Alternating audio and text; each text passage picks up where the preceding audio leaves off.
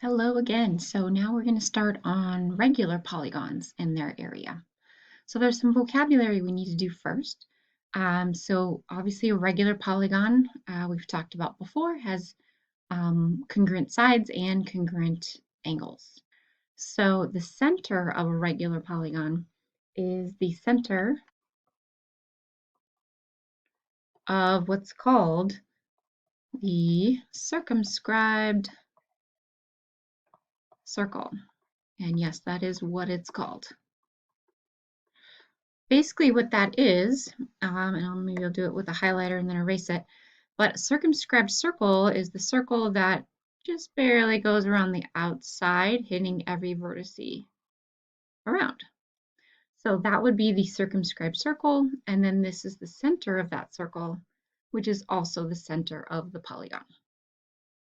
Okay, given that, the radius of the polygon, so you can imagine you can draw in a radius of the circle, and the radius of the polygon connects the center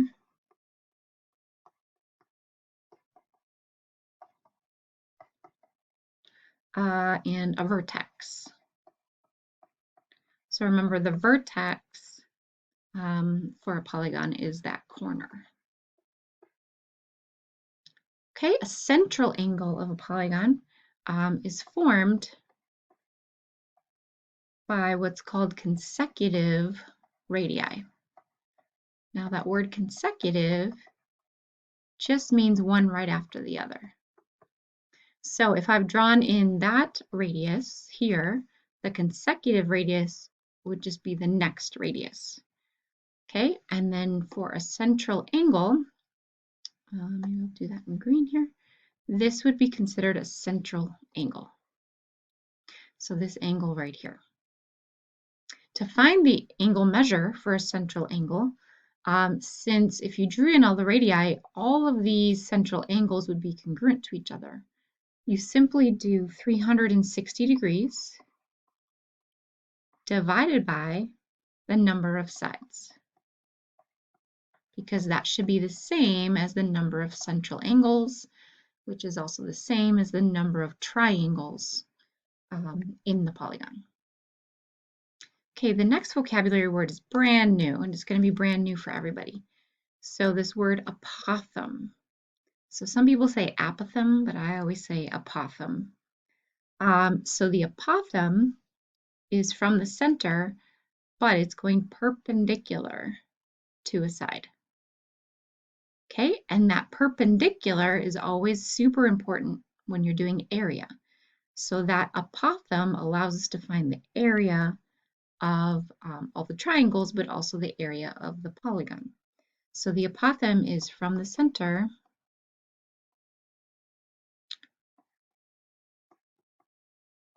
and then you go perpendicular, making that right angle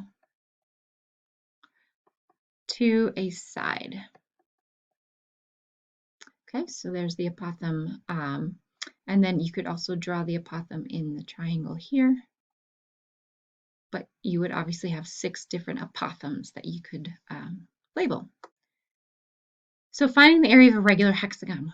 Label center C, so we'll just label that with a C. So there's your center. We're going to draw in all 6 radii. So I'll just do that again with my highlighter. So here's all 6 of my radii. And you see that those create those congruent triangles around the hexagon. Find each central angle. Well, as we know with a hexagon has 6 sides. Okay, so hexagon is 6 sides. So the central angle is going to be 360 degrees divided by 6.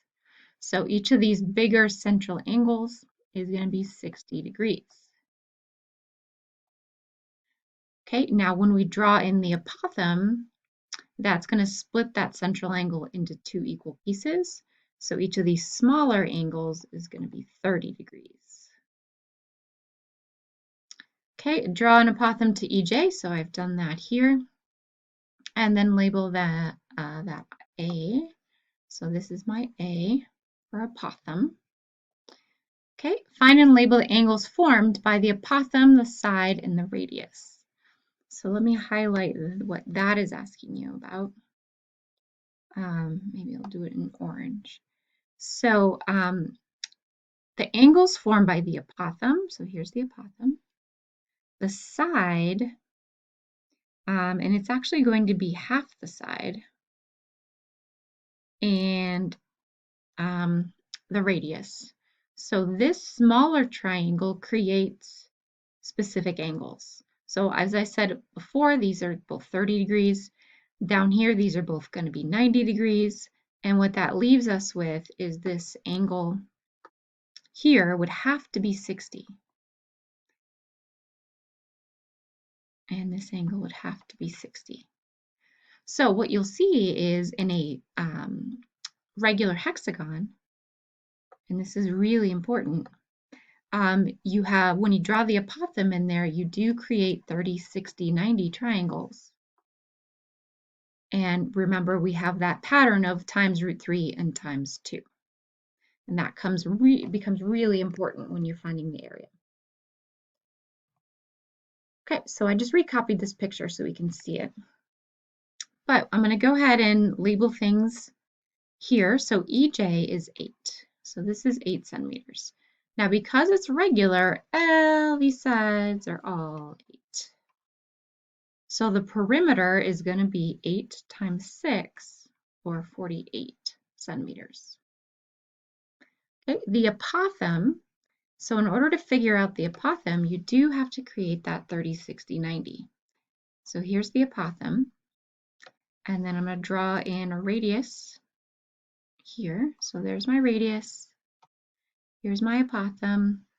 As we talked about, this would have to be a 30-degree angle. This would have to be a 60. And the apothem is going to create or bisect this side as well. So what you end up with is this short side. You always start from the short side. The short side here is 4. And then remember, we multiply by √3 to go to the long leg.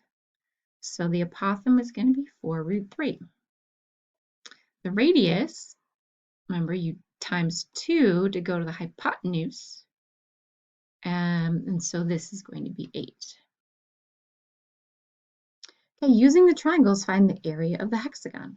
So what we are going to use, and let me highlight with the green again, we are going to use these triangles.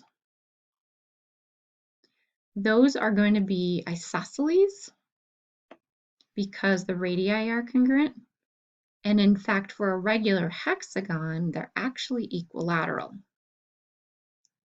But we're going to use those triangles, those highlighted green triangles, to figure out the area of the hexagon. Okay, so doing one of those triangles, as we know, it's 1/2 base times height. Well, in my picture here, I know the base length here, the whole length, that has to be the whole length, is going to be 8. And then the height, that height of that triangle is the apothem. Okay, so here's the apothem, and as we stated, that was 4√3. So what that means is each of these triangles here is going to be 1/2 8 times 4√3. Well, 1/2 times 8 is 4. 4 times 4√3 would be 16√3. Now, to do the hexagon, you have to think about how many of these triangles make up the hexagon. Well, if I keep highlighting, there's a second triangle. Here's the third. There's the fourth. Here's the fifth. And then here's the sixth. So I have 6 of those triangles. So I do 6 times 16√3. And you can use a calculator, but 6 times 16 is 96. And then you have the √3. And you, of course, should do units squared. So my final answer here is 96√3 centimeters squared. And we're just going to leave it as that √3 unless it tells you to round to the nearest tenth. Okay, And the next one. So draw an equilateral triangle. Let's just isolate this particular skill. So draw an equilateral triangle. Draw in a radius. So you have to identify the center. So the center is going to be obviously in the middle. Draw a radius. So a radius goes to the corner. Draw an apothem. The apothem makes a right angle with the side. So that also creates a 30, 60, 90 triangle here, because as we know, these angles are 60. So when I draw that radius, this is 30. I know the apothem makes a right angle, so this is 60. So that's another interesting item of information for an equilateral triangle. So find all the angle measures, we did that. If the radius is 10, so if this is 10, well, I know from the short side times 2 is 10, so the apothem is going to be 5, and that is feet. And then the side length, so you got to be careful here, but if I multiply by root 3, I get 5 root 3, but that is only half the side length. So I need another 5 root 3. So I have a total, the side length would be 10 root 3. So that's another thing that you can find in an equilateral triangle. However, I would highly recommend you just use the altitude. So draw another equilateral triangle. Okay, draw in the altitude.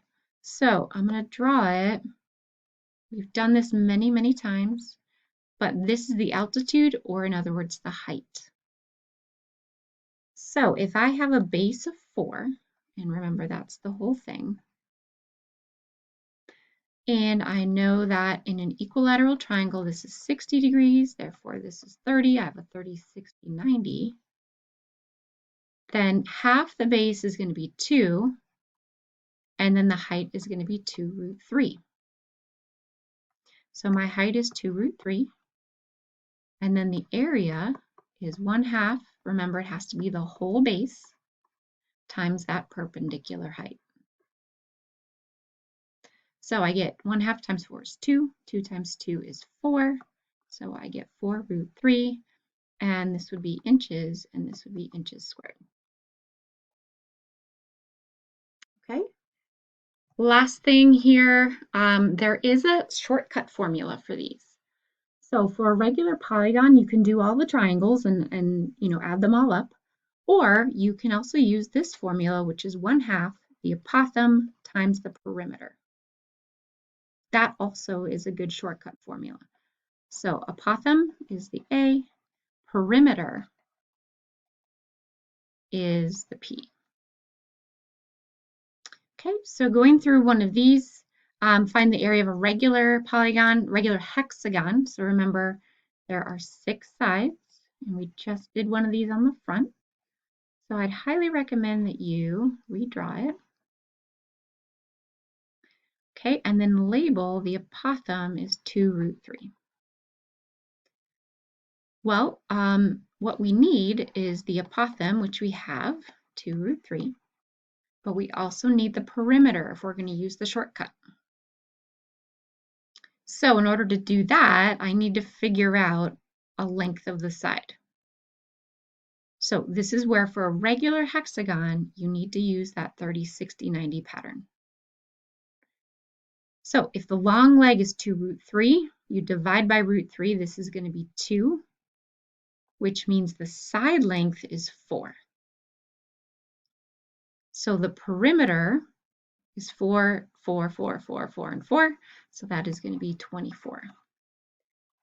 So using the shortcut, you would do 1/2. 2 root 3 is the apothem, times 24 is the perimeter, and 1/2 times 2 is just 1, so I get a total of 24 root 3, and that would be meters squared. Okay, so we will go through the rest of these and talk through any questions you have when we have time in class tomorrow.